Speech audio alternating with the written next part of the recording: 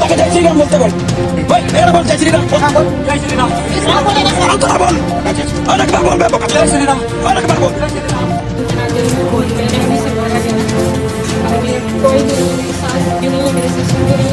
तो तुम हो खैरियत क्या होती है हो, तुम जय श्री राम बोलो।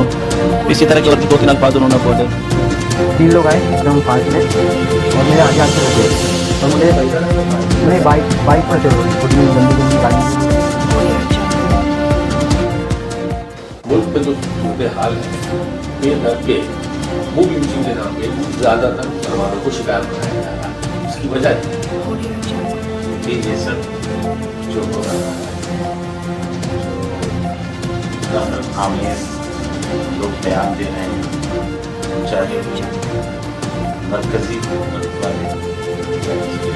अपना सोच ये है कि देश की तमाम सियासी पार्टियों का एक ही एजेंडा है, मुसलमानों पे कोई परेशानी होती है, कोई तकलीफ होती है, सब खामोश रहते हैं।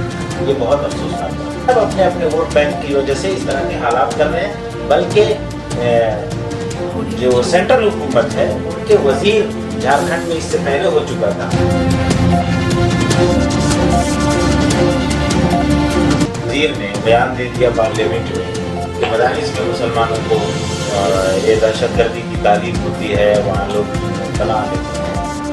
उनको असलियत का ऐनक उतार करके देखना चाहिए।